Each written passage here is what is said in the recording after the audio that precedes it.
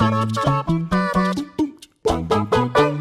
there, happy Wednesday, and guess what today? It's two people from Britain and we're going to talk about fish and chips, aren't we, Josh? I fancy a big bit of grub. It's been a long time. God, I've just realised what pun you were doing. I was like, fish and chips, what are you talking about? And then it clicked, I tried to pre-warn you for this as well, but it's just, this is the way the batter crumbles, I guess. We've got some Call of Duty news today, and I'm going to rambly hand off to Josh before I make another terrible joke. Josh, let us know what you think about this Call of Duty news right now. Well, Ben, right, there's been loads of new rumours doing the rounds over the past few weeks because, unlike most years, this year's Call of Duty is kind of shrouded in secrecy. Like for Black Ops Cold War, we knew a year in advance who was working on it, then we knew that where it was set, then we knew kind of what was going on with the teams, how the multiplayer was being built and stuff like that. But for 2021's Call of Duty, it's kind of been up in the air. But Call of Duty leaker Tom Henderson has been doing the rounds over the past few weeks, like I said, because they've been confirming who is working on the game, and all signs point towards Sledgehammer Games being the primary developers of this game. They were supposed to develop Call of Duty 2021, but then there was a big internal shakeup. Treyarch came on board. They had to kind of salvage the project. So Sledgehammer's involvement in this game has been rumored for a while, but it seems to have been confirmed by Tom Henderson and other leakers out there who are usually quite reliable. But Tom Henderson has gone one step further and is apparently teasing the setting and the title of the next game by cheekily posting an image of a gorilla alongside an image of Call of Duty, which has led a lot of outlets, a lot of people to wonder whether or not this means the next game will be called Call of Duty Guerrilla Warfare, which, in the naming conventions of this series, wouldn't be entirely out of the blue. I have a few more rumors to kind of dig into in terms of the exact time period, but initial thoughts, Ben, right? Where are you on Call of Duty in general? Like, with this, what do you want to get you back into the game? Well, I'm thinking about buying Modern Warfare finally, just to do the campaign and then snap the disc and be done with it, sort of thing. I won my game of what's the battle royale mode called again? I can't remember. Well, I wasn't even doing a bit there, Warzone. Then I just deleted that because it's 4,000 gigs. So I'm always here for any sort of like Call of Duty campaign, especially Cold War teased me in because I'm so interested in that sort of time period. But it's Guerrilla Warfare is almost the perfect name because it's kind of isn't that like every conflict for the past 20 years where some big powerful country goes into somewhere and then it's a bunch of guerrilla warfare because people are fighting on their own home turf. So it's I don't know how much they'll lean into it, but it seems like a weird choice but also an apt one.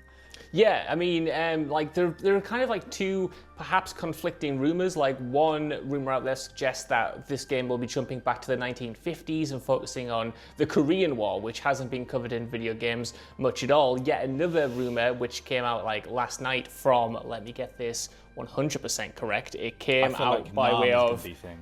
It came out by way of Victor Z, who was suggesting that the game is essentially going to be a straight sequel to Call of Duty World War II, which is a title that Sledgehammer Games worked on previously. I think it was their last full release in the COD franchise that they properly helmed, and this would focus on the Pacific theater of the war rather than the European side of things, like that initial game kind of jumped into. So, we could be seeing something either in the 40s or the 50s, but, I feel like it's a safe bet to assume that whichever one of these turns out to be true, maybe it's both. Maybe it's, some kind of weird hybrid where World War II, and then you have the Korean War afterwards or something. Who knows? Sometimes you get COD campaigns that do span multiple decades, where you get, you jump from World War II to Vietnam and stuff like that. Maybe it's something similar to that, but it feels like they're definitely going back to in a much older time period than sticking around either in the future or, the modern era of warfare. I imagine that's going to be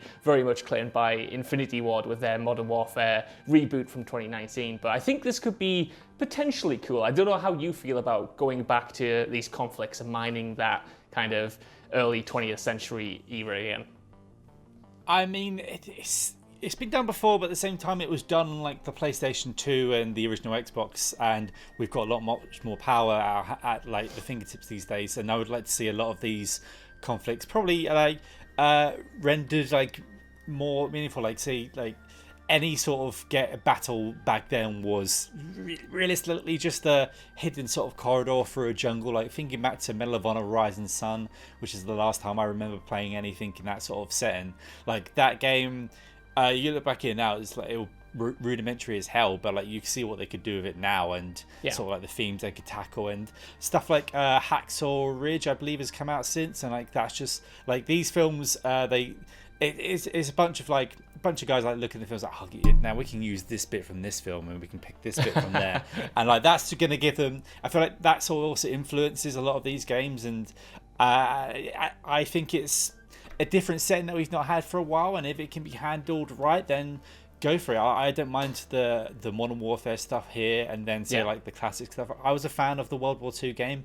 I liked going back to that set. It's nostalgia at this point, isn't it? Like, we were all raised on like World War II shooters, and I feel like now it's time to maybe jump into it and give me a better Rising Sun.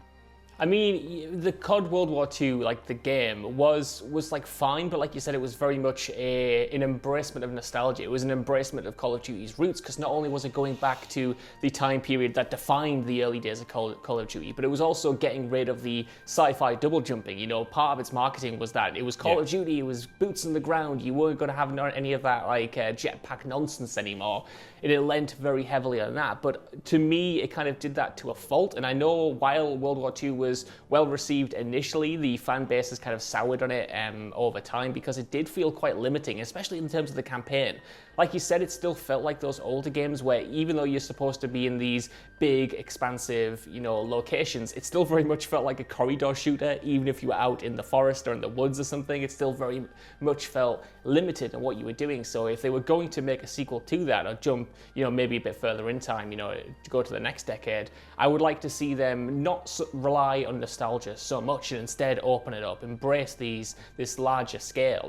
There was a lot in that game on the multiplayer as well, which I really enjoyed. There was a kind of I can't remember the exact name. I think it might have just been called War Game or something, where you had an almost Battlefield-esque experience where it was larger teams. It was moving through an area, kind of like Rush, where you would capture a point, you would go to the next point, and the map would kind of open it up like that. So I want to see kind of like that mentality expanded upon a little bit. A lot of people might not like that in the comments right now, saying that that's against everything Call of Duty stands for. But for me, I want to see these games grow a little bit, because you can still have the great 6v6 death matches, but why not have other modes that kind of push things out a little bit, especially in a conflict like potentially World War II going to the Pacific Theatre or what have you. It's also a smart business strategy, because they put out a World War II game and I was like, I want my Modern Warfare, but then if you have too many Modern Warfares in a row, like I'm really bored of this Modern Warfare. So it's just shaking it up, and you take you back in time, then we go back and forward, and then we might get a full on like Vietnam game, like even after some other Pacific sort of like theater stuff. Like it's all on the table, and then they'll run into that sort of bit where they've got to go, oh, Jon Snow's got to go back to space now, and then everyone's going to hate it again, and then it will just change through and go back, because that is the loop we're in, and that's also the end of the loop that we're in now, Josh. Unless you've got any more news fresh off the grill for me for some more. I've got a few chips left, but okay, I'm gonna give you some ketchup just to dip these final chips in. It's just the confirmation from Activision, who have kept pretty quiet about the upcoming game, but they have confirmed that it will run parallel and will also have synergy with Warzone. Warzone as a platform is not going away. It's already tied into Cold War, and when this next game comes out, it's just going to continue to exist alongside it, presumably adding in content from whatever Sledgehammer's game is going to be. So I guess that's the one thing you can take away from this. If you like Warzone, it's going to be around forever and ever. Until it starts making billions. And hey, this way you're going to get maps now that you can go in little tunnels and hide around, and it's just you're going to get noob tubed from them. So look forward to that, everyone. Later this year, noob tubes are back, and that's some Call of Duty news. I hope you enjoyed it. You can follow us at WCulture Gaming. I will not get that wrong again. You can also follow Josh. Where can they follow you, Josh Brown? They can follow me on Twitter at Josh Brown, but the Brown has 2 O's in it, so it sounds like Broom. Josh Broom. Josh Broom, yes. One day we'll get you a broom for these videos. And you can follow me at Ben Roy Turner. Nothing special there. Just, capitalise the B, the R, and the T, and you're good to go. And until next time, no more games from me and Josh. So goodbye. No more. Bye.